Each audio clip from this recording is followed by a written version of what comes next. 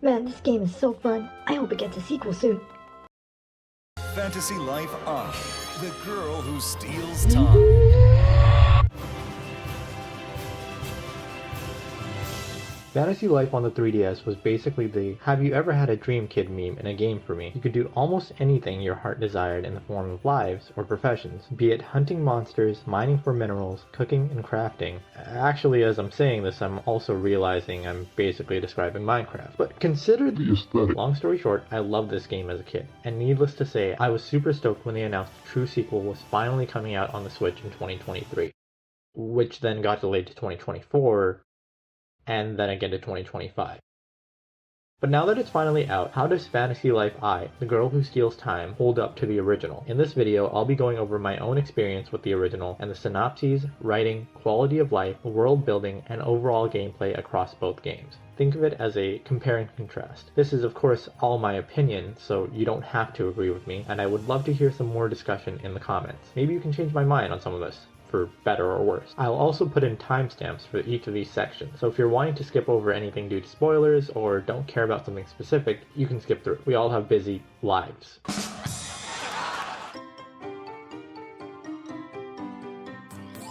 Growing up as a kid to immigrant parents, my family was quite frugal when it came to unnecessary expenses, and though my dad definitely spoiled me a bit, games were always a bit of a tough sell. I often found myself bargaining with my grades and finding deals on eBay when I could to convince my dad to get me a game on the cheap. On average, I'd say I get 1 or 2 games every year, which made me learn not to ask for much very often. Occasionally, my dad would see how excited I was about something and agreed to buy me a game at full price, like the time I bought Paper Mario Sticker Star at launch.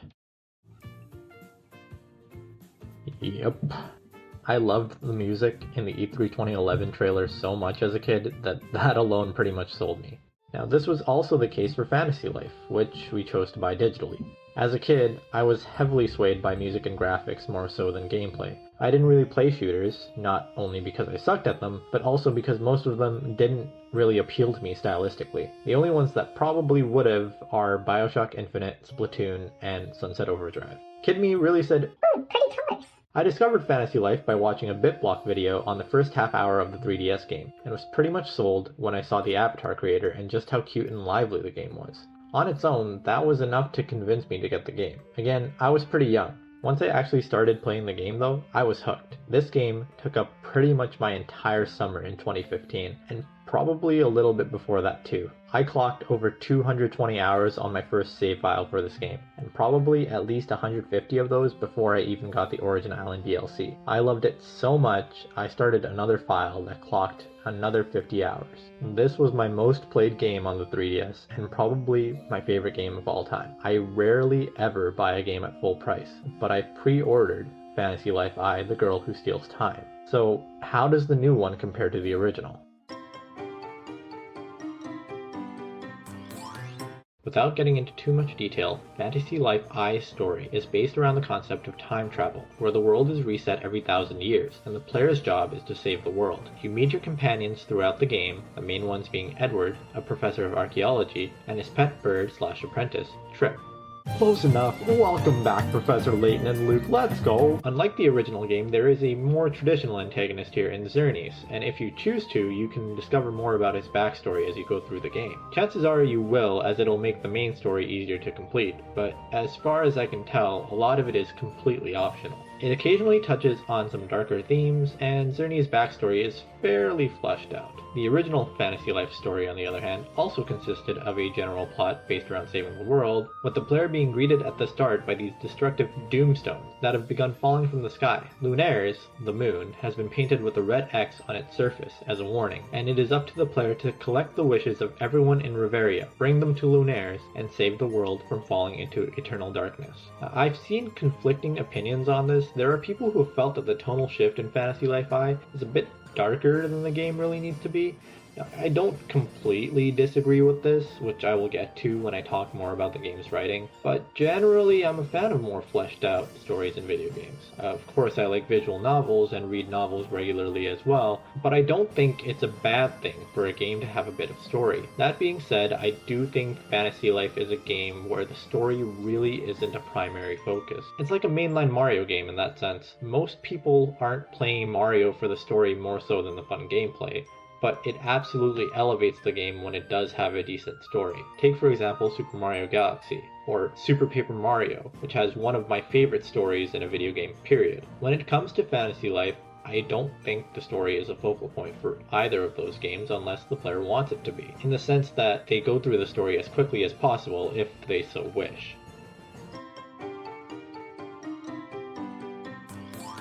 One of the things that I loved about the original Fantasy Life was the humor in almost every single block of dialogue, and this does come through sometimes in the sequel. However, I found that it doesn't really reach the heights of the original. It definitely has its moments, but I honestly don't remember much of the dialogue in this game being all that humorous. And maybe that was a stylistic choice to fall more in line with the seriousness of the main storyline. But also, this is a game that features cute, eccentric characters, and for crying out loud, you can ride a turtle or a sheep. Maybe I just wasn't paying enough attention at times, or maybe I'm just nostalgia blind, but the dialogue didn't really captivate me like the original did. Another critique I had with the new game was just how the story progressed. Every time we got close to saving our companion Edward, we were roadblocked by something new, and we would have to go do something else to be able to save him. Now this can work. A story is always going to have conflicts. Here we have our large overarching story where we are attempting to save the world, and a smaller conflict that would prevent that from happening. This is fine. The issue is when the game does this again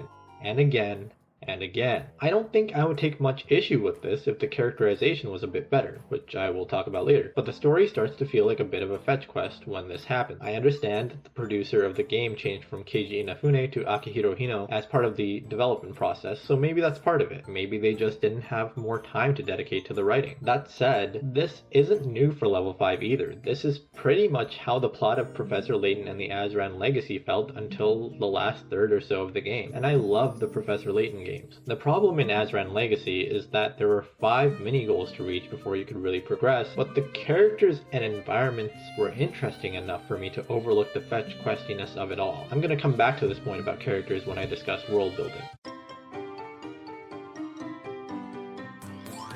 Fantasy Life I has largely overhauled the UI of the original, and man does it feel good. While yes, I do occasionally miss bliss bonuses, there is no longer a limit to the type of items you can hold, and mounts are unlocked as you progress through the game, which is a great upgrade from the original, where these things were locked behind bliss bonuses. The skill board is also a welcome addition that makes ranking up lives both easier but rewarding at the same time, and replaces the old mechanic of getting bonus points with each level up that you would use towards specific attributes. In the original, I would try to evenly distribute these points as much as possible since I used all 12 lives. This is no longer something you really have to worry about, and it's nice because there were times on the 3DS game that I wanted to have stronger crafting abilities but didn't want to go through the process of spending dash and reallocating those points every time. Small changes like adding the ability to jump and getting rid of the bounty system don't seem big, but they significantly increase the flow of gameplay. I'm honestly kind of glad they got rid of the bounty system. It was frustrating when you could only carry 3 bounties at a time.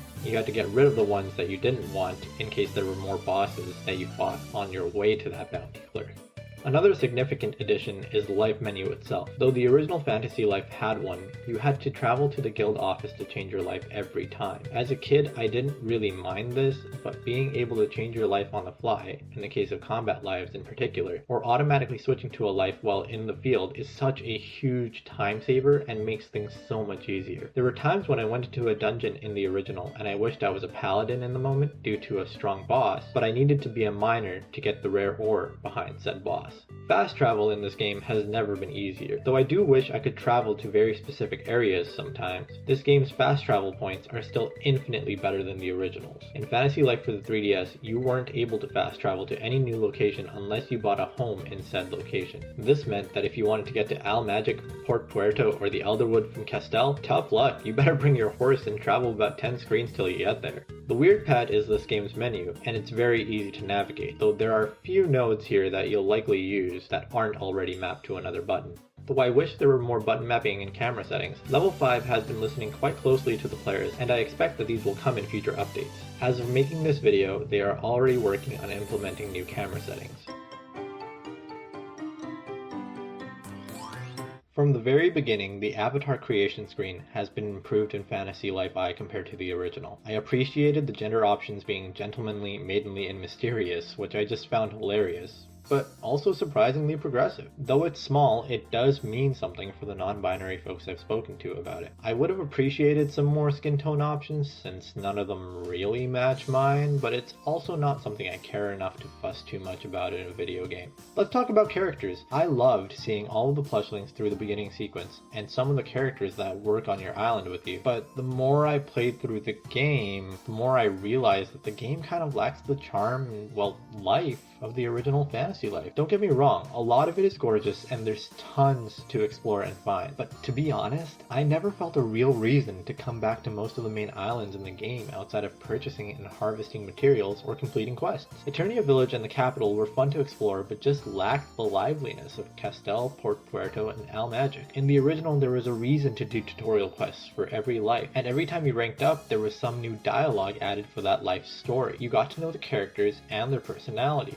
The original game set the tone by introducing Butch and Pierre from the beginning, who were some of the weirdest, funniest characters in the game. And if you choose to eat the piece of candy given to you by Pam before they search you for Dosh, they actually take pity on you. I feel like the sequel just lacks these types of interactions and recurring characters that build up the livelihood of the game. I understand that Fantasy Life is an RPG first and foremost, but that doesn't mean the sim or writing aspects should be watered down. A large part of the reason people like Animal Crossing, and particularly older games in the series, is the personalities of the characters you meet. This is a huge part of games like Persona and even Pokemon, which are also both RPGs.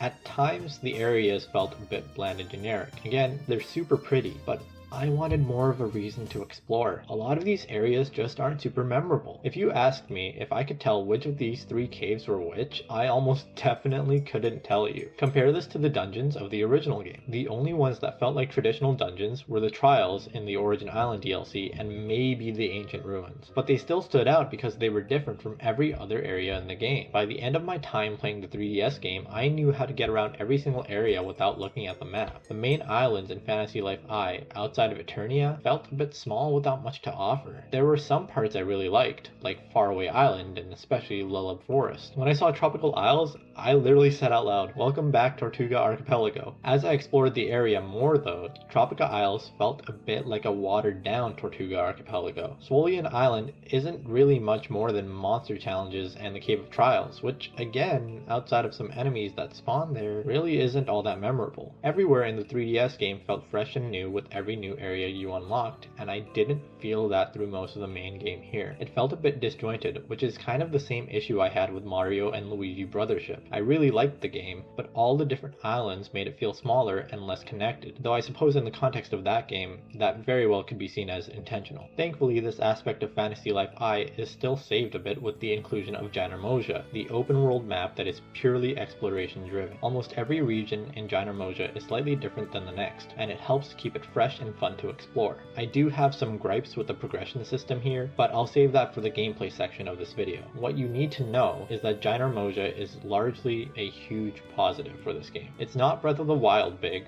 but I also don't think it's trying to be.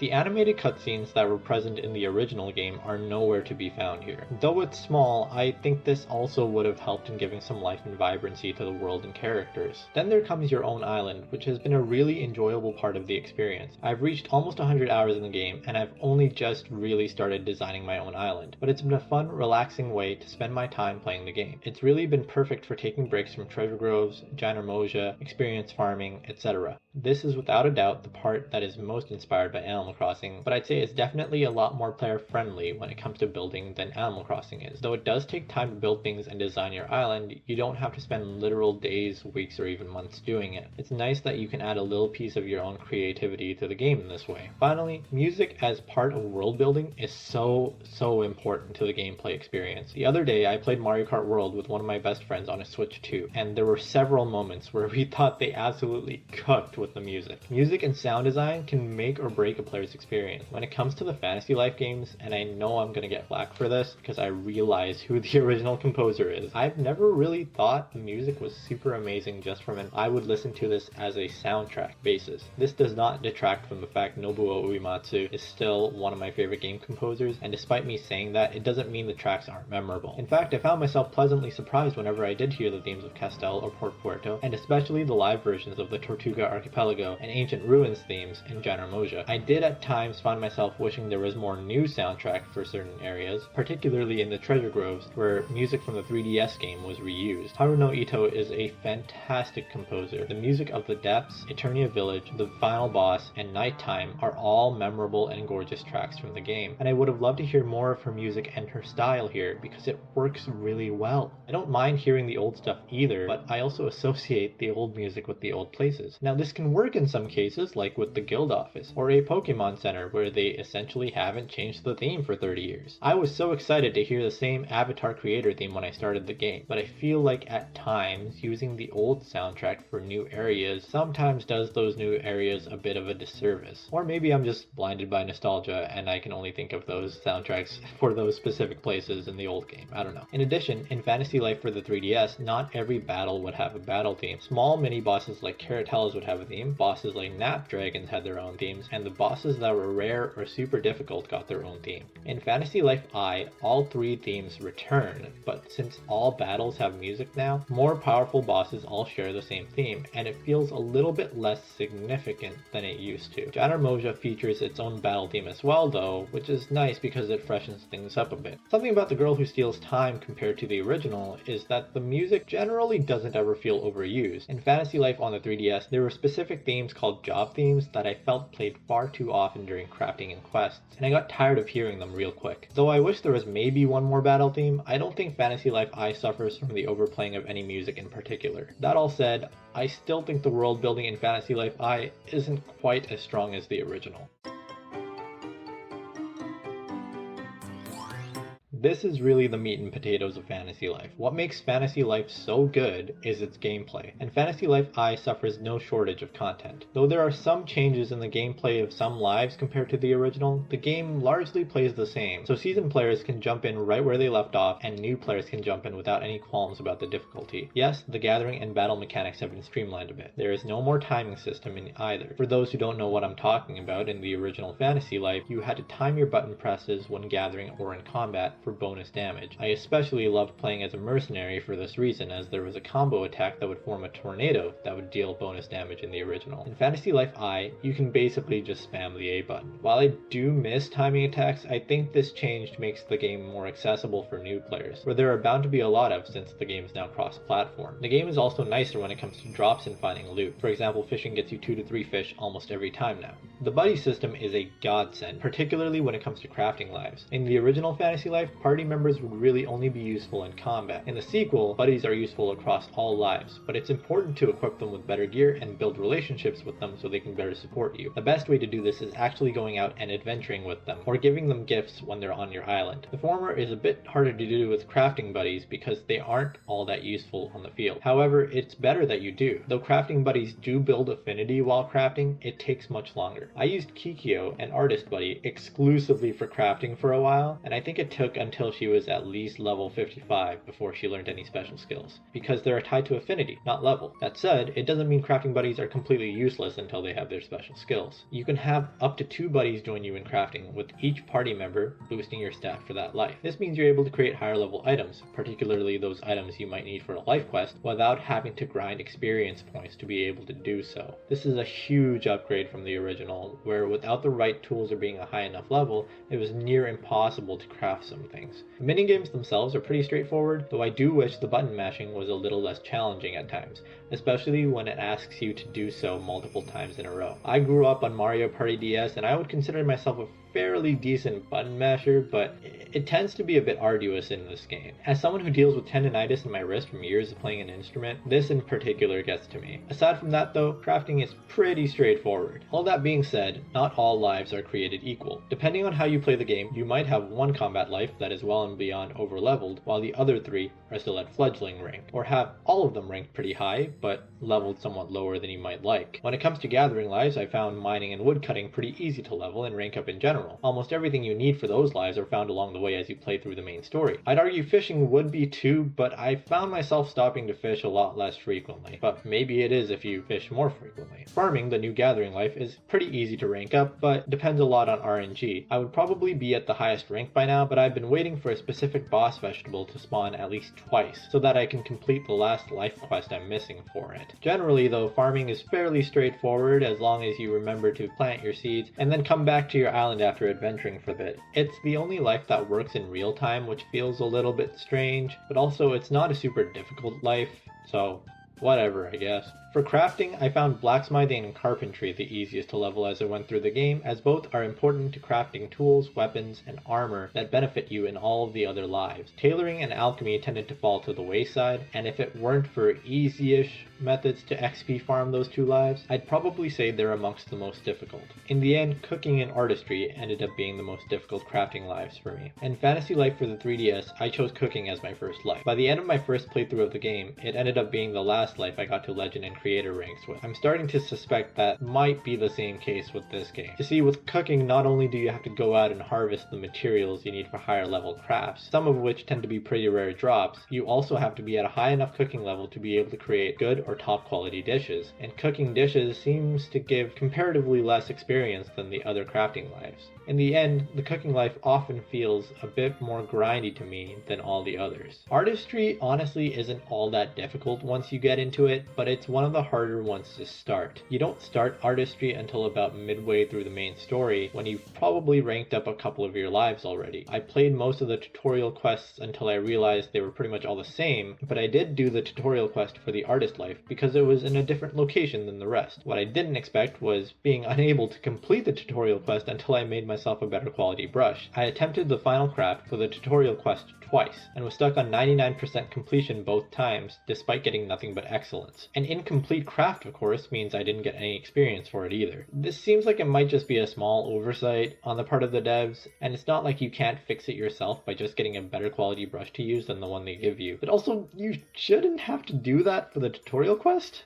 Moving to your island again, I love the idea of the gallery on your island, but, and this is how I feel a bit about the cooking life as well, when there are more lucrative ways to make dosh already, it does feel a little bit pointless at times. I bring up cooking because alchemy is basically cooking but better, if you're trying to make heals or buffs for combat. That means that you would probably just largely sell your cooked items, but again, with more lucrative ways of making dosh, what's the point? On the other hand though, I can absolutely see how that would turn this life into one that's just kind of for funsies if you really enjoy the idea of cooking in general. Back to speaking about the gallery, though there are better ways of making dosh, I do still like that it adds to your island. I would love to see them adding more building options like this, such as a library or a cafe. Speaking of your island, designing it is a really fun part of the gameplay, as I mentioned in world building. It genuinely feels like they took every complaint about terraforming and designing in Animal Crossing New Horizons and made it so much easier. My only gripe with it might be that you have to progress a fair way into the main story before you can really start building, but aside from that, I've had lots of fun with it. The other two big aspects of gameplay come in the form of Gynermosia and treasure groves. I touched on both of these a little bit earlier, but to go into more detail, Gynermosia works in rank systems like many other aspects of the game. The higher the rank of an area, the better the loot and enemies will be in said area. I don't necessarily have an issue with this, but the amount of points you need to rank up an area, even with scaling, is a bit ridiculous in my opinion. You will spend hours here just trying to rank up each area, which in terms of gameplay hours and content, that could kind of be the point. There is, however, tons to do in Gynermosia, so if you took the time to cut down every tree and beat every mob, you could probably rank up an area every hour or so. Again, the main issue with this is that there are 7 ranks per area and 15 areas total. That could be over 100 hours just grinding away at area ranks on your own. I'm gonna put a little asterisk beside on your own that I'll come back to in a minute. Gynermosia also features shrines, strangelings, and leaves. And if you needed any indication that Breath of the Wild or Tears of the Kingdom inspired this game, this is it. The shrines are pretty straightforward and don't really offer much challenge compared to the Zelda games, but they're still neat and fun to complete. Strangelings are just the buddies you gather throughout the game, but they've been changed into strange objects across the land, and it's up to the player to save them. Again, another fun set of collectibles that do serve a good purpose,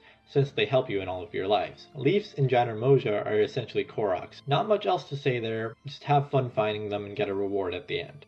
Treasure groves are the randomly generated dungeons in the game, and this is a pretty standard RPG mechanic. Some treasure groves are better than others, and like with Janarmoja, the higher the level of the grove, the better loot you'll find. Each treasure grove planted can take the player further into the past, in increments of 100 years, indicating the level of enemies and gatherables. For example, 600 years ago would mean about level 60 to 70. I found these fun and exciting at first, but I quickly realized that not all treasure groves are great, especially because at some point you need specific groves in order to farm bosses or loot. As things become more difficult with increasingly aged groves, you have to make a decision about whether or not you will decide to do certain floors, or if you're making a beeline for the boss floor. I did try to do most floors at first since they contained gatherables I hadn't seen to that point in the game. Over time, I realized I didn't really need most of the things in treasure groves and began to focus on specific collectibles. Both of my criticisms on Janarmoja and treasure groves are a bit alleviated by the addition of multiplayer, and specifically randomly matched multiplayer. In Fantasy Life on the 3DS, you couldn't play online with folks unless it was with specific friends that you had on your 3DS, and feel free to correct me on that if I'm wrong, but I feel like I didn't use the multiplayer feature on 3DS for this reason. With online multiplayer in Fantasy Life I, you can make the decision to explore anywhere on the main map, in Janarmoja, or through a treasure grove. I've had a lot of fun playing with people online, though it's something I don't usually do, just because I've always played most games for the single player experience. In Fantasy Life I Online, how you play is completely up to you. In Janarmoja, what I've seen most frequently is folks trying to finish area challenges separately to get a legendary challenge to spawn, before coming together to take on the legendary. Sometimes players will go off on their own to take on specific bosses or farm specific materials. I like this aspect a lot, mainly because it means you're not necessarily forced to rank up your own Janarmoja areas in order to find materials. The community around the game seems pretty friendly, and players actively try to help out whenever they see you're having a tough time with a boss. Experience and rank points are also shared amongst players, so as you're playing, you'll gain points for areas you might not currently be in, which is a huge help in being able to rank up your areas more quickly. Treasure groves tend to be a little more co-op oriented, with players working together to complete the goals for each floor. To me, it seems like folks have the same sentiment when it comes to these. Get through them as quickly as possible, and prioritize more rare floors and boss floors. I think multiplayer becomes especially important the further back in time you go with these treasure groves, as they become increasingly difficult to solo. It's possible to do with buddies as well, but the AI isn't always the most helpful. All in all though, multiplayer is a pretty enjoyable experience. I think I've said pretty much everything I've wanted to say about this game to this point, and as far as I know, it seems like we might even get DLC in the future. So what's my final verdict? Well, I'm not sure I've ever clocked 50 hours on a game as fast as I have for Fantasy Life I. I know it may seem like I've had a number of criticisms, but I'm also aware that a lot of that might just be nostalgia talking. The fact of the matter is that I genuinely love playing this game. As I start to pass 100 hours on it, I still feel like I'm really just scratching the surface of what it has to offer. Yes, it falls short of the original Fantasy Life in some ways, but it also improves upon it drastically in so many others. I hope this video has helped some folks come to an informed decision about whether they want to buy the game or not, and I hope you do. I love Level 5's games, from Fantasy Life to Professor Layton to Ni no Kuni to Inazuma 11. Fantasy Life I being successful means we'll see more of it in the future, and I am so happy to see it being such a huge success so far. There's a large online community for it that I never expected there to be, and I'm genuinely so happy that so many people are enjoying one of my favorite game series ever. Feel free to discuss your thoughts and opinions on the game in the comments. To be honest, I kind of came into this thinking it would probably be my first and only video essay ever, but let me know if you enjoyed this and want to see more stuff like this in the future. Thanks folks, and take care of yourselves.